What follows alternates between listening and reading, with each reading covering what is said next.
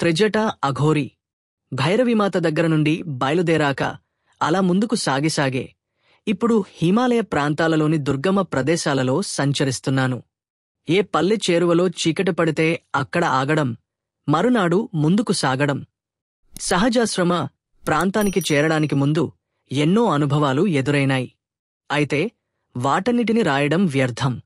కాని త్రిజట అఘోరి గురించి తప్పకుండా చెప్పితీరాలి. త్రిజట అఘోరితో పరిచయం విచిత్రంగా జరిగింది. అప్పటిలో నా ఆరోగ్యం బావుండక ఒక గ్రామంలో ఉండి గ్రామ వైద్యుని దగ్గర చికిత్స పొందుతున్నాను. నా గురించిన వివరాలు ఏవీ వైద్యునికి చెప్పలేదు. కొద్దిగా ఆరోగ్యం చక్కబడుతోంది. ఉదయం పూట నడవడం నాకు చాలా ఇష్టం. ఇప్పటికీ అలా నడుస్తూనే ఉంటాను. స్నాన సంధ్యాదులు పూర్తి చేసుకుని ఆ రోజు గ్రామం వెలుపల ఒక కొండమీద ఉన్న ఆలయాన్ని చూద్దామని బయలుదేరాను. ఆ దోవ చాలా దుర్గమంగా, కాలు పట్టుచిక్కనిదిగా ఉంది. నాకు ఆయాసం వస్తోంది కొండెక్కుతుంటే. అయినా ఆలయాన్ని దర్శించాలనే కోరిక నన్ను ముందుకు తీసుకునిపోతోంది. ఆలయం గ్రామానికి 3-4 మైళ్ల దూరంలో నిర్జన స్థలంలో ఉంది. పైకి ఎక్కేసరికి అలసటతో వివసుడీనైపోయాను. నన్ను ఎక్కువ దూరం నడవవద్దని వైద్యుడు ఆదేశించాడు. ఆ ఆదేశాన్ని నేను ఇప్పుడు ఉల్లంఘించాను. నా కళ్ళు తిరగడం మొదలైంది. ఆలయాన్ని సమీపిస్తూనే కళ్ళు తిరిగి పడిపోయాను. ఎంతసేపు అలా స్పృహ లేకుండా ఉన్నానో నాకే తెలియదు. స్పృహ వచ్చి కళ్ళు తెరిచేసరికి ఎదుట కనిపించిన వ్యక్తిని చూసేసరికి నా నోటి నుంచి పెద్ద కేక వెలుపడింది. ఆ వ్యక్తి త్రిజట అఘోరి. భయంకరంగా, నల్లగా, శరీరం నిండా పొడవైన వెంట్రుకలతో, తలమీది జుట్టు 3 భాగాలుగా చేసి స్త్రీల వలె జడగా అల్లుకుని ఉన్నాడు. నుదుటన పెద్ద సింధూరపు బొట్టు, భయంకరమైన రక్తపూర్ణమైన కన్నులు, కురుచ చేతులు, నడుముకు లేడి చర్మం చుట్టుకుని ఉన్నాడు. ఎంతటివారినైనా భయకంపితులను చేసే రూపం. అతనే త్రిజట అఘోరి. నా స్థితి తెలిసి వచ్చింది. పశ్చాత్తాపం కలిగింది. ఇక్కడికి వచ్చే ముందు గ్రామస్థులను అడిగే రావలసింది. ఇక ఇప్పుడు విచారించి లాభం లేదు. కాలం నన్ను ఎక్కడికి తీసుకువెడితే అక్కడికి వెళ్లవలసిందే కదా. గుండె దిటపు తెచ్చుకున్నాను. లేచి మందిర ప్రాంగణంలోకి వెళ్లి నిలబడ్డాను.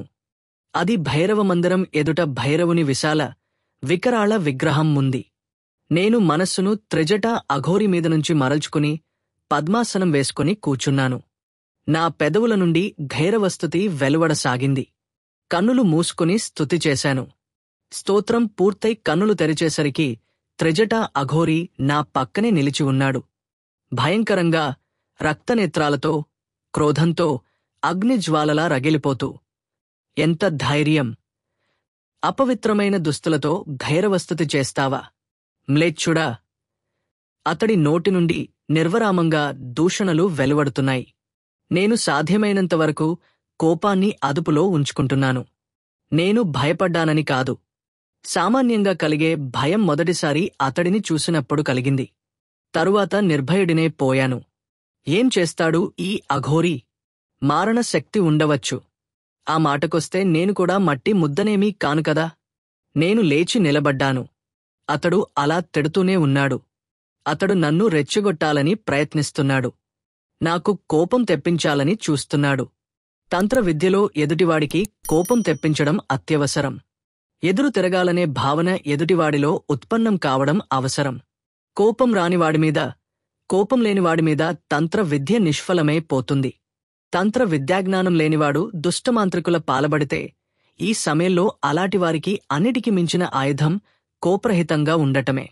క్రోధరహితుడైన వ్యక్తిపై తంత్రప్రయోగం ఫలించదు. అంతకు ముందే చాలా తాంత్రిక రహస్యాలు నాకు తెలుసు. ఆ విషయాన్ని ఇంతకు ముందే ప్రస్తావించాను కూడాను. అయితే తంత్ర విద్యను ఆశ్రయించి మంత్ర విద్యను కళంకితం చేయడం నాకు ఇష్టం లేదు. సాధ్యమైనంతవరకు నేను శాంతంగా ఉండటానికి ప్రయత్నిస్తున్నాను. అయితే విషయం తెలిసినవాడికి కోపం రావడం సహజం. అది అతడిమీద అనుచితమైన ఒత్తిడి పడుతున్నప్పుడు, దాడి జరుగుతున్నప్పుడు మరీ సహజం. మెల్లమెల్లగా నా మనస్సులోనూ క్రోధం ప్రవేశిస్తోంది. విచిత్రమైన పరిస్థితి. నేను శాంతునిలా నిలిచిపోయిన కొద్దీ అతడు క్రోధంతో రెచ్చిపోతున్నాడు. అతడి పెదవులు కదలుతున్నాయి. తిట్లు ఆగిపోయాయి. కాన్ని స్తంభన ప్రయోగం ప్రారంభించాడు. ఆ ప్రయోగంతో ఎదుటి వ్యక్తిని నిర్వీర్యుని చేసి దాసుని చేసుకోవచ్చు. ఎదుటి వ్యక్తి దాని ప్రభావంతో ఇక ఆలోచించలేదు. నాకు ఆ స్తంభన ప్రయోగం నన్ను అఘోరీ ఇప్పుడు ప్రయోగం చేస్తున్నాడు. ధూమ్ ధూమ్ ధూమ్ ధూర్జటే ఖంఖంఖం క్షం క్షోహిని త్రం త్రం త్రం త్రాస సంత్రాస్యం భ్రం భ్రం భ్రం బ్రహమ భోగిని భ్రం భ్రం. 2-3 నిమిషాలసేపు అతడి నీచబుద్ధిని గమనించాను. ఇక ఈ ప్రయోగాన్ని ఎదిరించాలని నిర్ణయించుకున్నాను. శత్రుముఖ స్తంభన ప్రయోగాన్ని ప్రారంభించాను. తంత్రక్షేత్రంలో శత్రుముఖ స్తంభన ప్రయోగం అద్భుతమైనది. దానితో ఎదుటివాడి నోరు తెరిచినట్టే ఉండిపోతుంది. మూత పడదు. తిరిగి ప్రయోగం ద్వారా దానిని ఉపసంహరించేటంతవరకు అంతే. అలా నోరు తెరుచుకుని ఉండిపోవడం వల్ల అతడు మంత్రజపం చేయలేడు, మాట్లాడలేడు. కేవలం హాహాకారం మాత్రమే వస్తుంది. తిండి తినలేడు. ఇలాంటి ప్రయోగాన్ని చాలా విరళంగానే చేయాలి. ప్రాణాల మీదకి వస్తే తప్ప దీనికి పూనుకోకూడదు. త్రిజట అఘోరీ తరువాత చాలా ఏళ్లకు దీనిని అహ్మదాబాద్లో శక్తినాథ్ తాంత్రిక్ పై ప్రయోగించవలసి వచ్చింది. అతడు నాపై మారణతంత్రం ప్రయోగించి చంపాలనుకున్నాడు. అప్పుడు ఆ శక్తినాథ్ పై దీనిని ప్రయోగించవలసి వచ్చింది. 24 గంటలపాటు అతడు అలాగే ఉండిపోయాడు. లిఖిత పూర్వకంగా తన తప్పిదాన్ని అంగీకరించాడు. కళ్లనీళ్లు పెట్టుకున్నాడు. అప్పుడు రఘుమాయి గవేరి భనాభాయ్ల కోరిక మేరకు అతడిని స్వస్థుడిని చేశాను. అంతకుముందు శక్తినాథ్ అక్కడి ప్రజలను ఎన్నో ఇబ్బందులు పెట్టాడు.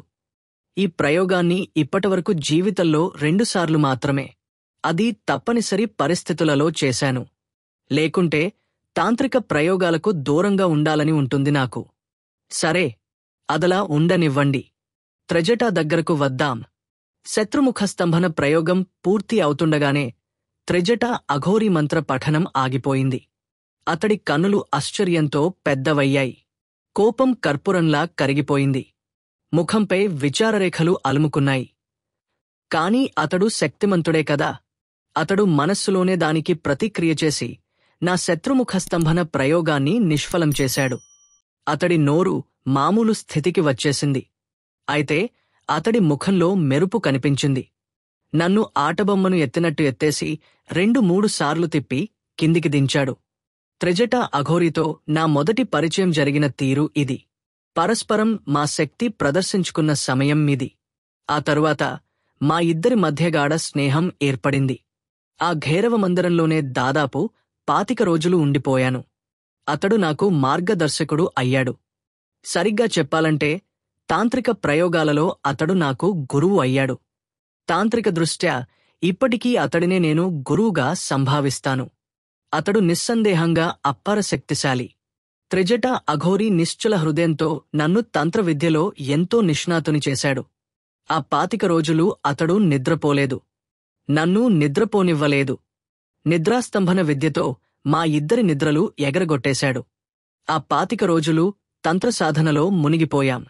అతడు వశీకరణ, మోహన, ఆకర్షణ, ఉచ్చాటన తంత్రాలు, కాళికా చేటకం, శత్రుస్తంభన, గతిస్తంభన, క్షుధాస్తంభన, దశవారాహి వశీకరణ, వార్తాళీ స్తంభన, ఇచ్ఛా ప్రాప్తి ప్రయోగ, ఆకర్షణ, విద్వేషణ, శాంతీకరణ ప్రయోగాలు, యక్ష, ఉచ్ఛిష్ట చాండాలిని, కరాళిని, కర్ణావతి, శ్మశాన యక్షిని చేటకాది ప్రయోగాలు బోధించి తన ఎదుట సాధన చేయించి పరీక్షించి తృప్తిపడ్డాడు. వశీకరణ, ఆకర్షణ, ఉచ్చాటనాది రంగాలలో అతడి వద్ద కుబేరనిధి వంటి విజ్ఞానం ఉంది. దాన్ని దోచి ఇవ్వటంలో అతడేమీ లోభించనూ లేదు. దానిని కొల్లకొట్టుకోవటంలో నేను ఏమీ మొహమాటపడనూ లేదు. త్రిజట అఘోరీ నిస్సందేహంగా పసిపాప వంటివాడు. బాదంకాయలాగా పైన కఠినంగా ఉన్నా లోపల రుచికరమైన ఫలాన్ని అందించగలవాడు. అతడు ఇప్పటికీ జీవించే ఉన్నాడు. శ్రమ్యప్రయోగం ద్వారా ఎన్నోసార్లు సంభాషించుకున్నాం. కాని తిరిగే అక్కడికి వెళ్లే అవకాశమూ రాలేదు, సమయమూ లేదు. త్రిజట అఘోరీ అంటే నా మనస్సులో ఎన్నో కోమల భావనలు ఉన్నాయి. అతడి ఆప్యాయత, విద్య నేర్పించే పద్ధతి నా జీవితానికి అమూల్య నిధుల వంటివి. నేను వెళ్ళిపోయేటప్పుడు ఆపటానికి ఎంతో ప్రయత్నించాడు. తాంత్రిక ప్రయత్నాలు కాదు, స్నేహంతో. అనురాగంతో నిలువరించడానికి తంటాలు పడ్డాడు. కాని ఇది నా లక్ష్యం కాదు, గమ్యం కాదు. ఇదొక మజలి మాత్రమే. తంత్ర విద్యలో నాకు ఆసక్తి లేదు. అయినా విద్య లభించినప్పుడు దాన్ని వదులుకోవటంలో అర్థం ఏముంటుంది? ఒకరోజు బరువెక్కిన మనస్సుతో అక్కడి నుండి బయలుదేరాను.